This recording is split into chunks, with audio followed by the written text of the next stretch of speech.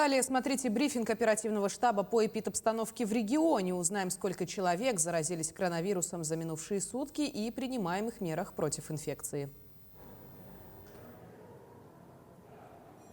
Ольга Валерьевна, здравствуйте. Расскажите о сегодняшней эпидобстановке в республике. Добрый день, уважаемые жители Республики Саха-Якутия. Текущая санитарная эпидемиологическая обстановка в республике осложняется. За прошедшие сутки выявлено 210 новых случаев новой коронавирусной инфекции, в том числе 23 ребенка. Из 187 взрослых непривитых 97%, 182 человека.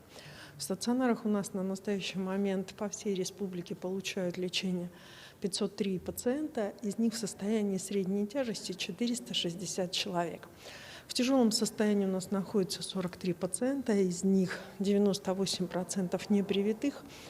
И, соответственно, в отделениях реанимации врачи борются за жизнь 6 крайне тяжелых больных, как в городе Якутске, так и в районах республики. Остаются на ежедневном контроле районы, которые во время каникулярного времени имели соответствующие проблемы, связанные с распространением новой коронавирусной инфекции. Это Алекминский, Мегино-Кангаласский улус, и осложнилась ситуация особо серьезно в городе Якутске и в Намском районе. Первым компонентом против новой коронавирусной инфекции в республике у нас привито 75% взрослого населения. И, соответственно, дальше во всех медицинских учреждениях и организациях республики мы продолжаем процесс ревакцинации.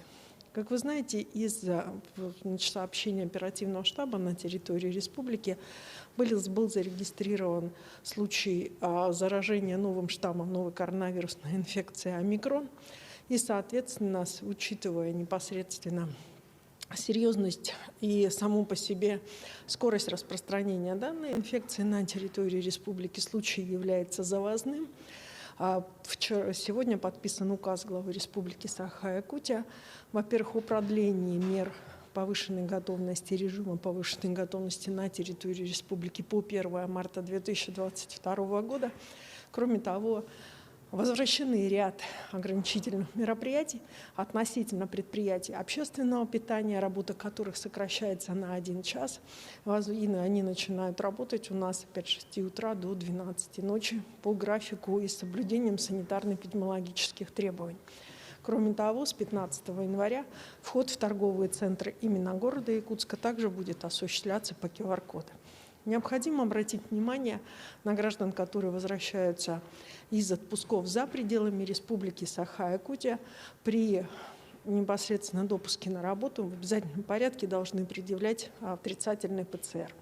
Граждане, контактировавшие с больными ковид, прибывшими из-за рубежа, отправляются на самоизоляцию на 14 дней. На сегодня я бы хотела обратить особое внимание на то, что по контактным, с первым заболевшим новой коронавирусной инфекцией штамма омикрон, как учреждениями здравоохранения МВД и Роспотребнадзора приняты все исчерпывающие меры, соответственно, все контакты выявлены и, соответственно, взяты анализы. Необходимо обратить внимание на то, что весь комплекс мер, направленный на их самоизоляцию как лиц контактирующих на территории республики, осуществлен. Уважаемые жители Республики Саха-Якутия, сейчас бы я хотела обратить ваше внимание на то, что на настоящий момент основной рост заболеваний осуществляется в городе Якутске. В связи с чем все выезды, переезды и, соответственно, движение между районами и городом Якутском хотелось бы, чтобы при принятии решения они были для вас, при принятии решения по передвижению, при приезде из района в город, это должны быть решения осознанные, исходя из того, что человек должен быть и вакцинирован, и при желании, конечно, иметь свежий ПЦР-тест для того, чтобы все-таки обезопасить себя и своих родственников, либо же коллег по работе. Кроме того, мы рекомендуем части работодателей перевести граждан на удаленный режим работы, потому что единственным способом сегодня не дать еще больше усиления взрывного роста, это прежде всего, соответственно, разобщение, в том числе трудовых коллективах, которые являются у нас на настоящий момент непосредственно одним из точек распространения новой коронавирусной инфекции. Соответственно, значит, каждое муниципальное образование будет принимать решения также самостоятельно. Возможно и принятие решений на уровне оперативного штаба, в том числе города Якутска, по ряду ограничений, которые будут уже озвучены прежде всего для горожан. Спасибо, Ольга Валерьевна. Это был брифинг по эпидобстановке в Якутии. Ну а мы идем далее и переходим к выпуску новостей. Вот основные темы. С корабля на тест в якутском аэропорту открылся пункт экспресс-диагностики COVID-19. Все идет по плану. Запасы кормов для крупного рогатого скота составляют 66% от общего запаса. Главное правильно накормить. В Амге провели районный конкурс «Лучший повар».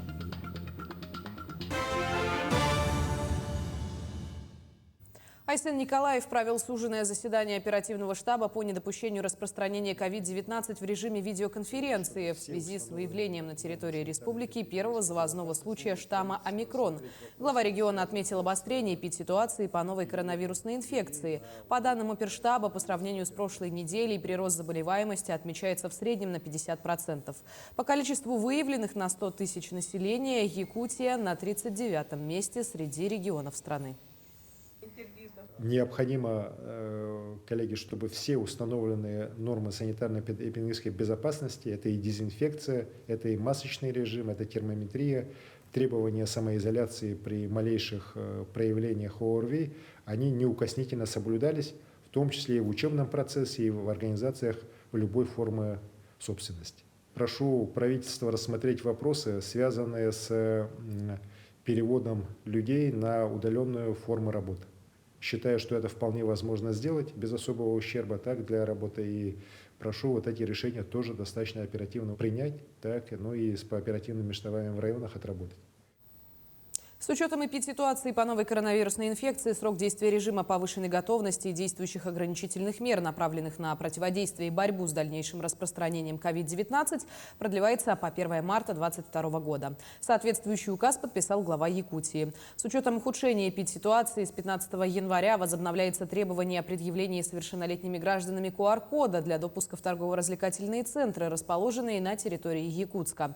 Режим работы предприятий общественного питания, в том числе банкетных залов, устанавливается с 6 часов утра до полуночи. В якутском аэропорту открылся пункт экспресс-диагностики COVID-19. Пройти бесплатное тестирование могут все желающие пассажиры центральных рейсов, прибывающие в Якутск из Москвы, Новосибирска, Петербурга, Владивостока и Сочи. Для этого необходимо лишь произвести забор анализа слизистых носа и рта. Результат будет доступен через 15 минут после процедуры. Между тем сообщается, что ежедневно якутский аэропорт принимает более 1000 пассажиров. Порядка 65% из них совершают перелеты в центральные регионы России. Этот метод очень высокочувствительный. Вчера по прилету у нас были обследованы 56 прилетевших. Из них у нас по тест-диагностике выявился один положительный. Он был у нас отправлен на подтверждение, ПЦР-диагностика. И ПЦР-диагностика тоже подтвердила данный диагноз. У пациента были какие-то симптомы? Хочу отметить, что у пациента не было никаких симптомов, и это очень характерно для клиники новой коронавирусной инфекции. Очень большой процент протекает бессимптомно, и поэтому это очень важно на ранних стадиях выявить и предупредить о заболевании. Жителям аварийных домов из 4 арктических районов приобретут жилье в Якутске. 73 жителям из Верхоянского, Устьянского, Жиганского и Оленёкского национальных районов, проживающих в аварийных домах, по этапу 2022 года планируется приобрести благоустроенные квартиры в столице республики. Все жилые помещения будут передаваться гражданам в чистовой отделке. Напомним, по закону люди, проживающие в отдаленных населенных пунктах республики, могут получить жилье в рамках программы переселения граждан из аварийного жилищного фонда не только в том населенном пункте, где они сейчас проживают, но и в другом районе. Для включения в заявку гражданам необходимо обратиться с письменным заявлением в муниципальное образование и указать способ расселения. Запасы кормов для зимовки скота и лошадей составляют 66% от общего заготовленного запаса. В целом зимовка идет стабильно. На сегодняшний день поголовье крупного рогатого скота в республике составляет более 170 тысяч голов, из них 125 отелилось, а численность лошадей более 180 тысяч голов. Сейчас продолжается перевозка грубых кормов внутри и вне улусов. В том числе в Чурапчинский район доставлено 50% от общего плана, в Намский – 620 тонн. Осталось у нас 66%, это 278 тысяч тонн кормов. Помимо этого мы возим сейчас корма извне республики. План завоза извне республики и внутри республики у нас 33 тысячи тонн. В данное время 50% кормов завезено в хозяйствах, в том числе завезено извне республики 11 тысяч тонн. У нас остается где-то извне республики еще завести порядка 4 тысяч тонн должны завести извне республики. Это в основном Чурапчинский, Усалданский, Алекнинский, значит, и Тампонский районы, вот, и Намский район. В Амге провели районный онлайн-конкурс «Лучший повар» по итогам 2021 года. В конкурсе приняли участие специалисты 13 школ и 16 детских садов. Цель состязания – обеспечение обучающихся высококачественным, безопасным и сбалансированным питанием, а также популяризация принципов здорового питания в образовательных организациях. По итогам среди детских садов первое место заняла повар детского сада Сардана села Амга Раиса Сафронова. Питание в учреждении готовят с соблюдением всех норм санитарно-эпидемиологических требований и с утвержденным меню. Всех воспитанников детского сада обеспечивают здоровым питанием 5 поваров и 2 инструктора по гигиене. Детское питание у нас контролируют гигиенисты. Их у нас 2 по штату. Приготовлением пищи занимаются непосредственно, конечно, повара. Действует единое меню для дошкольных образовательных учреждений, которое утверждено Роспотребнадзором. Но вот в прошлом году были внесены изменения. Якутские легионеры Нюргун Скрябин и Андрей Бекренев вновь успешно выступили на чемпионате Беларуси. Они оба выступали в весовой категории до 65 килограмм. Уроженец Мегино-Кангаласского района Нюргун Скрябин принес золотую медаль чемпионата. В свою очередь, среди колымец Андрей Бекренев в борьбе за 3-е место со счетом 7-0 обыграл Егора Удовикова. Напомним, что ранее еще одну золотую медаль выиграл Ираян Тютрин в дебюте чемпионата Беларуси.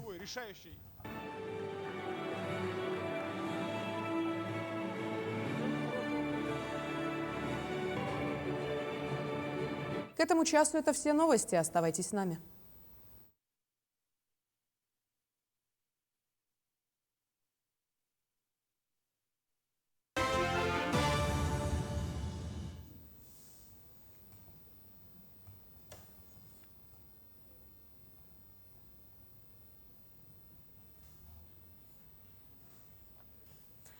Далее предлагаем обзор экономических, мировых, спортивных и других новостей. Для начала